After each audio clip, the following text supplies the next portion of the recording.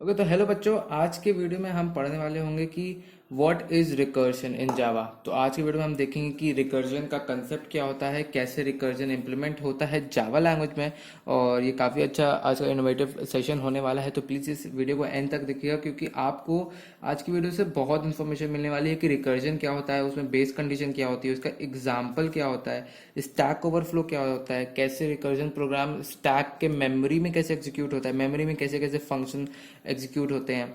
फिर उसका एग्जाम्पल भी बताऊंगा, और इनडायरेक्ट और डायरेक्ट रिकर्जन क्या होता है। तो बहुत ही डिटेल कंसेप्ट होने वाला है। क्यों रिकर्जन इंपॉर्टेंट होता है ये भी बता देता हूँ, क्योंकि रिकर्जन यार सबसे बेसिक कंसेप्ट है जो कि आपका डाटा स्ट्रक्चर में भी काम आने वाला है, जो कि बहुत ही इंपॉर्टेंट कंसेप्ट होता है। ट्रीज में काम आएगा, इन order period order post order जैसे ट्रेवर्सल्स में काम आता है, ग्राफ में काम आता है, एरेज में भी बहुत काम होता है। बेसिकली इटरेटिव फंक्शंस के कंपैरिजन में जो रिकर्जन का कोड होता है वो बहुत ही स्मॉलर होता है, इसलिए काफ़ी एफिशिएंट माना जाता है। ठीक है, तो इसलिए रिकर्जन का काम बहुत ही ज़्यादा आता है, तो इसलिए आपको ये बेसिक्स क्लियर होना काफ़ी ज़्यादा जरूरी होता है। तो चलो बिना किसी देर के वीडियो को स्टार्ट करते हैं। पहले से जानेंगे कि व्हाट इज रिकर्जन। दोस्तों रिकर्जन क्या होता है, बहुत ही सिंपल कि एक प्रोसेस होता है रिकर्जन, जिसमें फंक्शन अपने आप को ही कॉल करता है। या तो डायरेक्टली कॉल करेगा या तो इनडायरेक्टली कॉल करेगा।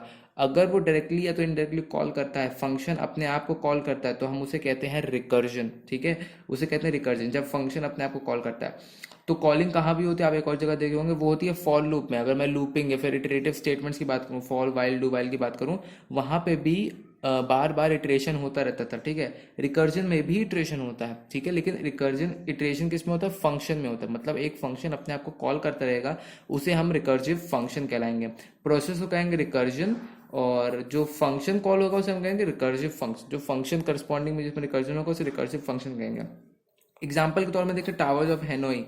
टावर्स ऑफ हैनोई जो होता है, ऐसे ऐसे वो स्टैक का एक एक बेसिकली होता है, जिसमें एक के ऊपर एक लगे रहते हैं। ठीक है, स्टैक के जैसा ये इम्प्लीमेंटेशन है।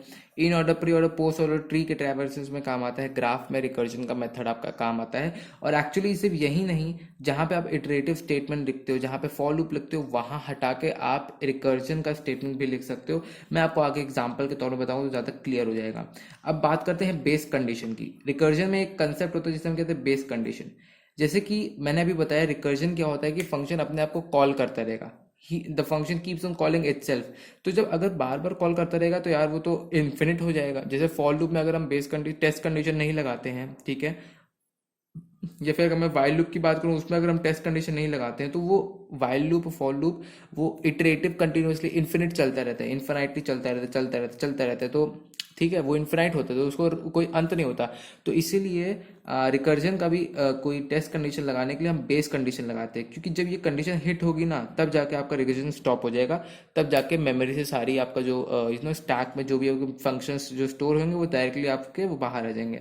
तो ये कंडीशन होता है जिसमें हम बताते हैं कि हमारे रिकर्सिव कॉल को टर्मिनेट करना है, हमारे रिकर्सिव कॉल को टर्मिनेट करना है। ये कंडीशन हर एक प्रोग्राम में इंपॉर्टेंट है, मतलब बहुत इंपॉर्टेंट है, और ये कंडीशन होनी चाहिए। ठीक है, बेस कंडीशन जब फुलफिल हो जाती है तो रिकर्सिव स्टैक फिनिश्ड हो जाता है, और इसके अंदर जितने मेमोरी में जितने भी फंक्शन होते हैं सब निकल आते हैं। ठीक है, बेसिकली बेस कंडीशन में आपको कोई स्मॉलर प्रॉब्लम्स को लिखा जाता है। ठीक है, जो भी आपका बेस रिकर्सिव में आपका बड़ी प्रॉब्लम्स लिखा जाता है, इसमें जो स्मॉलर प्रॉब्लम्स होती है वो लिखा जाता है। स्मॉलर प्रॉब्लम्स अभी आपको समझ में आ जाएगा। तो अगर मैं एग्जाम्पल के तौर पर लूँ, एग्जाम्पल के तौर में बहुत ही ईजी सिंपल एग्जाम्पल है, मैं फैक्टोरियल का एग्जाम्पल ले रहा हूँ। इंट फैक्ट मैंने बनाया है जो कि रिटर्न करेगा इंट टाइप। इसके अंदर मैंने नंबर लिया, और मैं अभी इसको भी मत देखो, ठीक है, रिकर्सिव बेस कंडीशन को भी मत देखो। मैं क्या कर रहा हूँ, मैं रिटर्न क्या कर रहा हूँ, N into fact of n-1। पहले तो एन इंटू करूंगा, एन के साथ इंटू करूंगा फैक्ट, जो फंक्शन वापस मैंने कॉल किया उसमें मैं अब डालूंगा n-1। ठीक है, अब फैक्टोरियल आपको पता हो, फैक्टोरियल अगर मैं 5 का फैक्टोरियल निकालूंगा वो होता है 5 इंटू 4 इंटू 3 इंटू 2 इंटू 1 होता है। ठीक है, 5 से लेकर 1 तक कोई भी नंबर का फैक्टोरियल वो उसके n 1 तक ले जाओ मल्टीप्लाई करके, तो उसका फैक्टोरियल होता है। यहाँ पे क्या हो रहा है, 5 होगा अगर n 5 है, यहाँ पे होगा 5 इंटू फैक्ट ऑफ 4, 5 - 1 4। तो ये 4 जो होगा वापस इधर रिकर्सिव स्टैक में चला जाएगा, फिर 4 इधर आएगा, फिर ये जो कंडीशन चेक करेगा फॉल्स होगी, यहाँ पे फिर आएगा 5 इंटू 4 इंटू अब 3 होगा। तो ये जो बेस कंडीशन है, अब तो ये आई होप आपको समझ में आ गया होगा। अब यहाँ पे देखते हैं, इफ n इक्वल इक्वल 1, ये बेस कंडीशन होती है। जब मेरा रिकर्सिव कॉल खत्म होते होते 5 4 3 2 1 होता रहेगा, जब 1 आएगा तब यहाँ से मेरा फंक्शन एग्जिट करेगा, और यहाँ से तब जाके बाहर आएगा, तब जाके कंडीशन बाहर आएगी। ठीक है, इसलिए बेस कंडीशन लगाते हैं। अब इसका अगर मैं पूरा एक्सप्लेनेशन बताऊँ आपको तो ऐसे होगा। मान लेते हैं एग्जांपल के तौर में n इक्वल टू 5 लिया मैंने, और 5 का फैक्टोरियल हम सबको पता है 120 होता है। 5 इंटू 4 इंटू 3 इंटू 2 इंटू 1 आप करके देख सकते हो, 120 आएगा। तो पहले कॉल में क्या जा रहा है, n5 है, 5 इक्वल टू 1 नहीं है, फॉल्स आएगा। ठीक है, फिर यहाँ पे आएगा 5 इंटू फैक्ट ऑफ 4 जाएगा, तो 5 इंटू फैक्ट ऑफ 4 हो गया। अब n इक्वल टू 4 हो गया। दूसरे कॉल में जब यहाँ पे ऐसे जाएगा तो यहाँ पे 4 जाएगा, 4 नॉट इक्वल टू 1 है, तो 5 इंटू 4 पहले से ही था, 5 इंटू 4 पहले से था, अब फैक्ट में 3 आ जाएगा। फिर जाएगा 5 इंटू 4 इंटू 3 पहले से था, अब 2 आ जाएगा, माइनस 1 हो गया। 5 इंटू 4 इंटू 3 इंटू 2 अब 1 आ जाएगा। 5 इंटू 4 इंटू 3 इंटू 1। अब n जब 1 हो गया है तो यहाँ पे रिटर्न 1 कर देगा, मतलब ये बेस कंडीशन एग्जिट कर देगा, यहाँ पे नहीं आएगा, फंक्शन से बाहर चला जाएगा।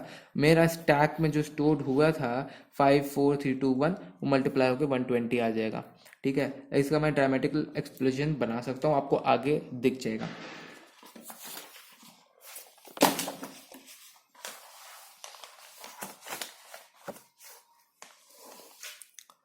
तो दोस्तों अब हम बात करते हैं स्टैक ओवरफ्लो रिकर्जन में, कैसे स्टैक ओवरफ्लो होता है और कैसे मेमोरी में सारा रिकर्जन स्टोर होता है। तो जब मैंने वही फैक्टोरियल का एग्जांपल लूंगा, तो जब फैक्ट 5 था तो ये टॉप ऑफ द स्टैक में स्टोर हो जाएगा। फिर जब फैक्ट 4 हुआ तो फिर वो टॉप ऑफ द स्टैक में स्टोर हुआ। फिर फैक्ट 3 स्टोर होगा, फैक्ट ऑफ 2 स्टोर होगा, फिर फैक्ट ऑफ 1 स्टोर होगा। फिर जब फैक्ट ऑफ 1 स्टोर होगा, क्योंकि n इक्वल उक्वल जब 1 हो जाता है तब क्या होता है, बेस कंडीशन हिट हो जाती है। जब बेस कंडीशन हिट होती है तो सारी जो भी फंक्शन स्टोर होते हैं स्टैक में वो डी एलोकेट होने लगते हैं। जब डी एलोकेट होंगे तो सारे मल्टीप्लाई होने के बाद मेरा रिजल्ट 120 ले आएंगे इधर। ठीक है, तो यही बोला गया है कि जब मेमोरी कैसे सेव होती है आपका रिकर्जन में, रिकर्जन कॉल में मेमोरी इस तरह सेव होती है। जब आप रिकर्जन कॉल करते हो, जब भी रिकर्जन कॉल होता है तो उसका जो फंक्शन होता है वो मेमोरी एलोकेट होने लगता है स्टैक में। जो ये स्टैक का मेमोरी है, स्टैक मेमोरी एलोकेशन, ये इसमें आपका रिकर्जन कॉल सेव होने लगता है, सेव होता रहता है। रिकर्जन कॉल होता है, सेव होता है। फैक्टोरियल 3 स्टोर होगा, फैक्टोरियल 2 स्टोर होगा, फैक्टोरियल 1 स्टोर होगा। फिर जैसे ही बेस कंडीशन हिट होती है, when base condition is reached the function returns is value and the memory is deallocated. जैसे ही बेस कंडीशन रीच्ड होती है, जो भी स्टैक में जितनी भी वैल्यू होती है अभी 120 वो पूरी रिटर्न हो जाती है, और मेमोरी जो होती है स्टैक में पूरी डीएलोकेट हो जाती है। तो इस तरह का इम्प्लीमेंटेशन होता है स्टैक में, कि आपका रिकर्जन में कैसे स्टैक में स्टोर होता है। अब जब स्टैक में स्टोर हो रहा है तो स्टैक फ्लो भी होगा, स्टैक ओवरफ्लो भी होगा। अब स्टैक ओवरफ्लो कब अराइज होता है रिकर्जन में? स्टैक ओवरफ्लो तभी अराइज होता है जब बेस केस आपने डिफाइन नहीं की हो, या फिर बेस केस आपकी रीच नहीं हुई हो क्योंकि वो गलत है। अगर बेस केस गलत है आपकी, या फिर बेस केस आपने डिफाइन ही नहीं की, तब स्टैक ओवरफ्लो अराइज होता है। इसका एग्जांपल देख लेते हैं, सेम फैक्टोरियल का एग्जांपल लेंगे। इंट n रखूंगा इधर, अगर मैंने base case n equals to 1 की जगह n इक्वल 100 लगा दिया है तो रिटर्न 1 कर दी, ये बेस केस है। ठीक है, और एल्स में क्या करूंगा, n into fact of n minus 1 मैं कर ही रहा हूँ। अब मेरा यार तो ये n इज इक्वल टू 100 तो कभी रीच ही नहीं होगा, कभी भी ये रीच नहीं होगा, कभी भी नहीं। क्योंकि n अगर मैं यहाँ पे 5 लगता हूँ तो 5 इंटू 4 इंटू 3 इंटू 1, फिर -1 -2 -3 इन्फिनिटली चलता रहेगा, इन्फिनिटली चलता रहेगा। स्टैक में आपका आता रहेगा, आता रहेगा, आता रहेगा, आता रहेगा, 5 4 3 2 1 0 -1 -2 -3 स्टैक में पूरा आपका ये स्टोर होता रहेगा, होता रहेगा, होता रहेगा, तो कभी खत्म नहीं होगा इसका बेस केस। तो इसीलिए जब स्टैक का मेमोरी एक पर्टिकुलर लिमिटेड है ना, तो वो एक तरह से ओवरफ्लो हो जाएगा, तब स्टैक ओवरफ्लो का केस अराइज हो जाएगा। ठीक है, आई होप आपको सबको समझ में आ गया होगा। अब बात करते हैं concept of direct and indirect recursion की। डायरेक्ट रिकर्जन क्या होता है? डायरेक्ट रिकर्जन वो होता है जिसमें नॉर्मल रिकर्जन हम करते हैं, फंक्शन को हम डायरेक्टली कॉल करते हैं एक फंक्शन के अंदर। ठीक है, सिंपल सिंपल, जो अभी हमने यही फैक्टोरियल का एग्जांपल किया वो डायरेक्ट रिकर्जन का एग्जांपल है। इनडायरेक्ट रिकर्जन का एग्जांपल क्या है?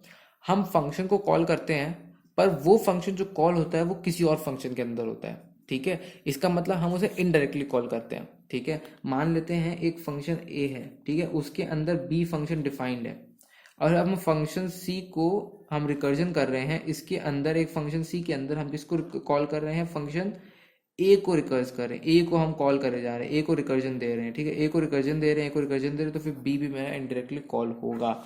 तो जो ये होता है इनडायरेक्ट रिकर्जन, इसको कहते हैं, और डायरेक्ट रिकर्जन जो हम हर दिन करते हैं। ठीक है, अब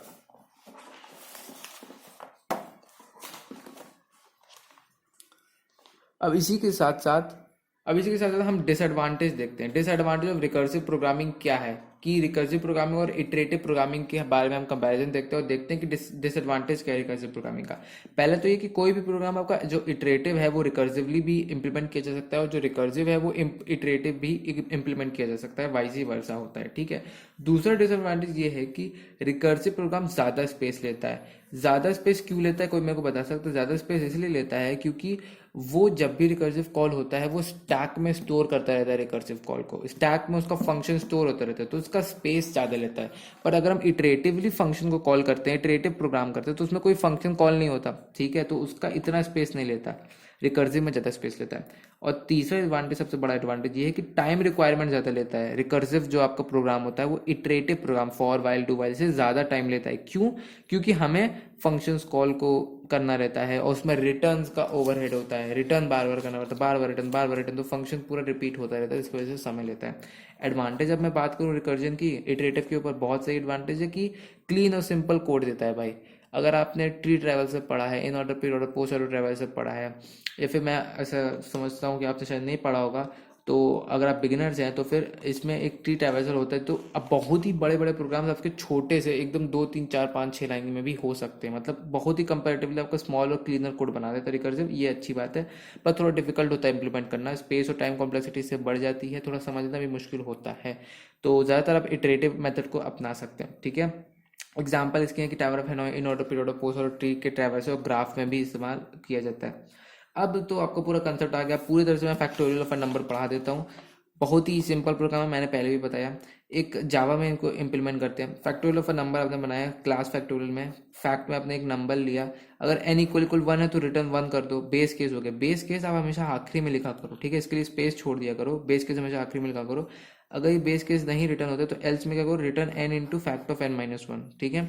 और यहाँ पे पब्लिक साइड वॉइड मेन लगाओ, फैक्टोरियल के फंक्शन का ऑब्जेक्ट बनाओ f नाम से, तो फैक्टोरियल ऑफ 3 हो जाएगा f dot fact 3, f dot fact 5, f dot fact 7 कर दोगे तो सबका आपको इस नंबर का सारे का फैक्टोरियल निकल आएगा, तो आपका ये प्रोग्राम कंप्लीट हो जाएगा।